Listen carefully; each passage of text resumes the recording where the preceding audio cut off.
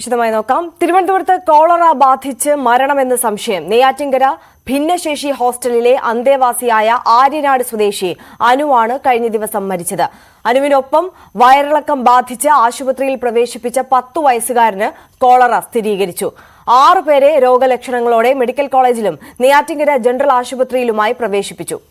അരുൺ മോഹൻ നെയ്യാറ്റിൻകരയിൽ നിന്ന് കൂടുതൽ വിവരങ്ങൾ നൽകും.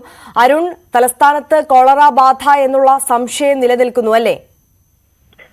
തീർച്ചയായും ആര്യ, അങ്ങനെ തന്നെ നമുക്കിപ്പോൾ പറയേണ്ടി വരും. ഈ സൂചിപ്പിച്ചതുപോലെ കഴിഞ്ഞ വെള്ളിയാഴ്ചയായിരുന്നു ഈ ഒരു സംഭവത്തിന് ആധാരമായുള്ളത്. നെയ്യാറ്റിൻകര തവരവിളയിൽ പ്രവർത്തിക്കുന്ന ഭിന്നശേഷി കുട്ടികളെ പാർപ്പിക്കുന്ന തവരവിളയിലെ ഒരു ഹോസ്റ്റലിൽ നിന്നാണ് ഇതിന്റെ ഉറവിടമെന്ന് നമുക്കിപ്പോൾ മനസ്സിലാക്കാൻ കഴിയും. നമുക്ക് മനസ്സിലാക്കാൻ കഴിഞ്ഞത് ഇവിടെ ഉണ്ടായിരുന്ന കുട്ടികൾക്ക് വെള്ളിയാഴ്ച ആരോഗ്യ പ്രശ്നങ്ങൾ, വയറിളക്കം, ഛർദ്ദിൽ ഉൾപ്പെടെ ഉണ്ടാകുന്നു. തുടർന്ന് ഇവരെ നെയ്യാറ്റിൻകര ആശുപത്രിയിൽ എത്തിക്കുന്നു.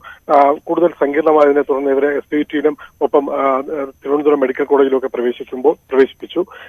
എന്നാൽ കഴിഞ്ഞ ദിവസം ആര്യനാട് സ്വദേശിയായ അനു എന്ന 26-കാരൻ മരണത്തിന് കീഴടങ്ങുകയായിരുന്നു.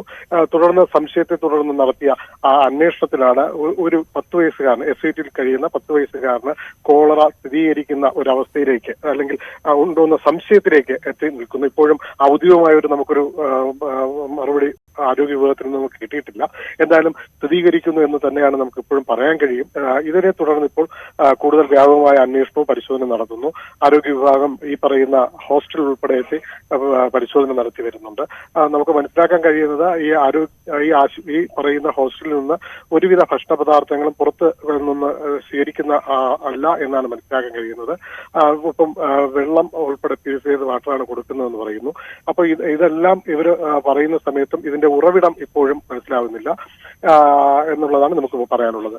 അരുണ, നിലവിൽ എത്ര പേർ ഇപ്പോൾ ഈ രോഗലക്ഷണങ്ങളോടെ ആശുപത്രിയിൽ പ്രവേശിച്ചിട്ടുണ്ട്?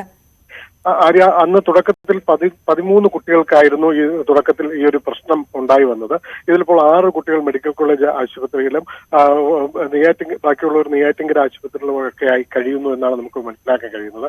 ഇതിൽ അതേസമയം ഒരു വിദ്യാർത്ഥി, ഒരാൾ ഇപ്പോൾ SUT ആശുപത്രിയിലാണുള്ളത്.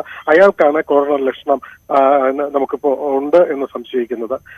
മറ്റുള്ളവരുടെയും സാമ്പിളുകൾ ആരോഗ്യ വിഭാഗം എടുത്ത് പരിശോധിച്ചു വരുന്നതായി നമുക്ക് മനസ്സിലാക്കാൻ കഴിയുന്നു. ആര്യ, ശരി, അരുൺ മോഹനാണ് വിവരങ്ങൾ നൽകിയത്. എന്തായാലും തലസ്ഥാനത്ത് കോളറ ബാധ എന്നുള്ള സംശയം നിലനിൽക്കുകയാണ്. തിരുവനന്തപുരത്ത് കോളറ ബാധിച്ച് മരണമെന്നുള്ള സംശയം നിലനിൽക്കുന്നു. എന്നാലും ഔദ്യോഗികമായ സ്ഥിരീകരണം വന്നിട്ടില്ല.